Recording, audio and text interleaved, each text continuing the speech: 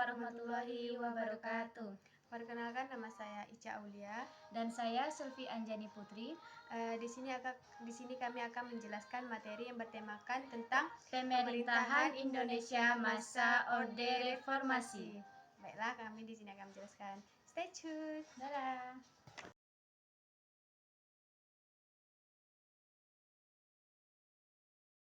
Baiklah, di sini saya akan menjelaskan materi yang berjudul terjadinya pembatasan masa jabatan presiden pada masa Orde Reformasi. Pembatasan pada jabatan presiden di Indonesia mulai berlaku pada masa Orde Reformasi, sebagian bagian dari upaya untuk memperbaiki sistem pemerintahan setelah krisis politik yang terjadi pada akhir Orde Baru. Nah, proses ini berawal dari tuntutan reformasi yang melibatkan sebagian elemen masyarakat seperti mahasiswa, LSM, dan kelompok demokrasi yang menuntut perubahan terhadap kekuasaan yang terpusat dan otoriter di tangan Presiden Soeharto. Nah, pada masa Orde Baru tahun 1966 sampai 1998, pada masa jabatan Presiden Soeharto yang memerintah selama lebih kurang 32 tahun. Nah, dalam periode ini tidak ada pembatasan jelas mengenai masa jabatan presiden. Soeharto bahkan berhasil mengubah Undang-Undang Dasar 1045 melalui amandemen yang memungkinkan dirinya untuk terus menjabat sebagai presiden. Pada saat itu, Presiden Soeharto dipilih melalui sidang umum MPR yang dianggap lebih sebagai bentuk pengesahan kekuasaan yang sudah terpusat. Namun pada akhir 1960-an, kondisi ekonomi Indonesia saat itu semakin memburuk akibat krisis moneter pada tahun 1997 sampai 1998. Situasi itu memicu gelombang protes besar yang menuntut perubahan dalam berbagai aspek pemerintahan, termasuk pembatasan jabatan presiden. Nah, pada akhirnya pada bulan Mei 1998, Soeharto mengundurkan diri setelah menghadapi tekanan yang sangat besar dari masyarakat. Amandemen Undang-Undang Dasar 1945 dan pembatasan masa jabatan presiden setelah reformasi itu dimulai pada tahun 1998. Indonesia memasuki era baru yang disebut sebagai Orde Reformasi. Salah satu langkah penting dalam era ini adalah amandemen Undang-Undang Dasar 1945 yang bertujuan untuk memperkuat demokrasi dan menghindari kekuasaan yang terlalu terpusat pada satu individu seperti yang terjadi pada masa Orde Baru. Amandemen pertama terhadap Undang-Undang Dasar 1945 dilakukan pada tahun 1999 yang menghasilkan beberapa perubahan penting. Salah satunya adalah pembatasan masa jabatan presiden. Nah, pada pasal 7 Undang-Undang Dasar 1945 yang semula tidak membatasi jabatan presiden, setelah amandemen menjadi sebagai berikut yang berbunyi,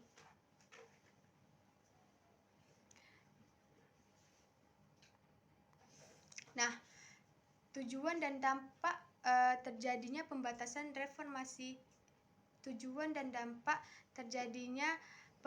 masa jabatan presiden pada masa reformasi. Pembatasan itu bertujuan untuk mencegah terjadinya kekuasaan dan konsentrasi pada satu individu dalam waktu yang sangat lama, seperti terjadi pada masa Orde Baru. Langkah ini juga dimaksud untuk memperkuat sistem demokrasi di Indonesia, memastikan pergantian kepemimpinan yang lebih sehat, dan meningkatkan akuntabilitas pemimpin negara. Nah, beberapa tujuan dan dampak terjadinya pembatasan masa jabatan presiden pada masa Orde Reformasi. Materi yang kedua yaitu terjadinya desentralisasi kekuasaan pada masa Orde Reformasi. Desentralisasi kekuasaan di Indonesia terjadi sebagai bagian dari upaya reformasi yang lebih luas setelah jatuhnya pemerintahan Orde Baru pada tahun 1998. Salah satu tujuan utama desentralisasi adalah untuk mengalihkan sebagian kekuasaan dari pemerintahan pusat ke pemerintahan daerah, sehingga daerah dapat mengelola urusan mereka sendiri secara lebih efektif dan demokratis. Pada masa Orde Baru, Indonesia menganut sistem sentralisasi kekuasaan yang sangat kuat, di mana hampir semua keputusan penting dibuat oleh pemerintahan pusat, dengan kontrol yang sangat ketat terhadap daerah. Hal ini menyebabkan ketidakpuasan di banyak daerah yang merasa tidak diberi kesempatan untuk mengatur urusan mereka sendiri, serta ketimbangan pembangunan antara pusat dan daerah. Setelah krisis ekonomi dan politik yang melanda Indonesia pada tahun 1997 sampai 1998, gerakan reformasi mendorong perubahan besar dalam struktur pemerintah di Indonesia.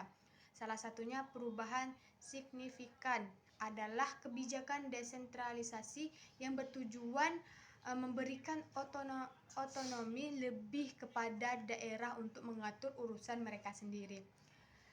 Proses desentralisasi kekuasaan pada masa Orde Reformasi ialah di Indonesia mulai secara resmi dan disahkan Undang-Undang pada nomor 22 tahun 1999 tentang pemerintahan daerah, yang kemudian disempurnakan dengan Undang-Undang nomor 32 tahun 2004 dan Undang-Undang nomor 23 tahun 2014.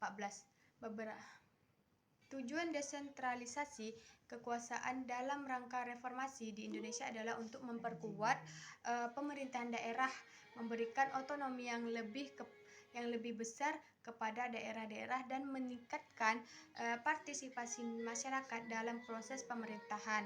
Beberapa tujuan spesifik dari desentralisasi berikut adalah: dan beberapa dampak positif dan negatif dari desentralisasi kekuasaan pada masa Orde Reformasi.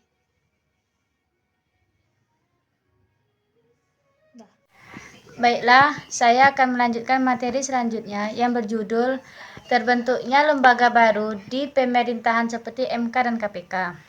Terbentuknya lembaga-lembaga baru di Indonesia seperti MK dan KPK merupakan bagian dari upaya reformasi untuk memperkuat sistem pemerintahan, menegakkan hukum, dan meningkatkan transformasi. Bentuknya MK didirikan berdasarkan amandemen Undang-Undang Dasar tahun 1945 pada tahun 2001. Sebelumnya, tugas-tugas yang dilakukan oleh MK dilaksanakan oleh lembaga peradilan lain. Namun, amandemen konstitusi membuka jalan bagi pembentukan MK sebagai lembaga yang mandiri. Tujuan MK bertugas untuk menguji undang-undang terhadap konstitusi, memutuskan sengketa hasil pemilu, dan memutuskan perkara pembubaran partai politik.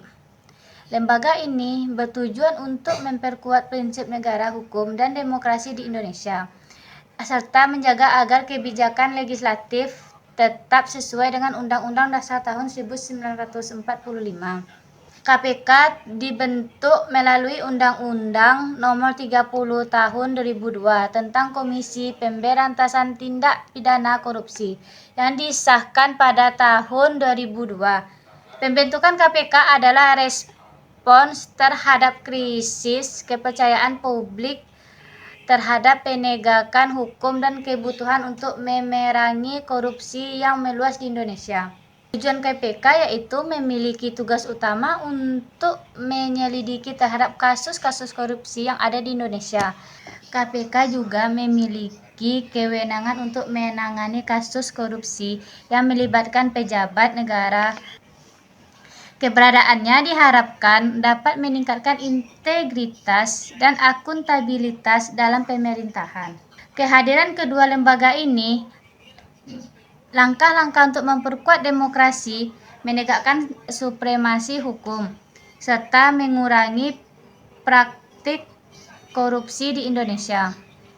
Dan materi selanjutnya, pada masa pemerintahan Orde Reformasi juga terjadi kebebasan bersuara dan berpendapat seperti kebebasan pers dan masih banyak lainnya. Pada masa pemerintahan reformasi yang dimulai pada tahun 1998 setelah jatuhnya Soeharto, terjadi perubahan signifikan dalam aspek kebebasan berpendapat dan kebebasan pers di Indonesia. Di masa Orde Baru, kebebasan ini sangat dibatasi oleh pemerintahan yang otoriter. Setelah reformasi, Indonesia mulai membuka ruang bagi kebebasan berpendapat dan kebebasan pers. Beberapa perubahan penting yang terjadi antara lain.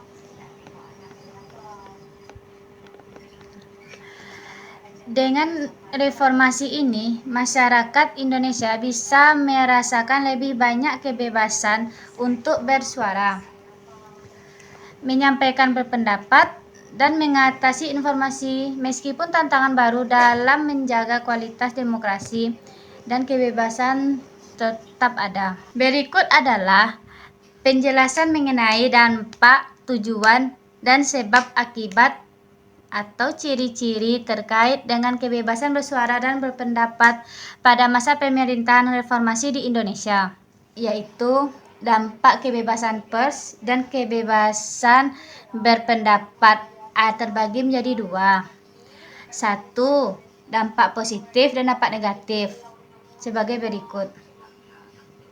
Berikutnya, sebab akibat kebebasan berpendapat dan pers sebagai berikut pada masa reformasi. Yang terakhir, ciri-ciri kebebasan berpendapat dan kebebasan pers pada masa reformasi sebagai berikut.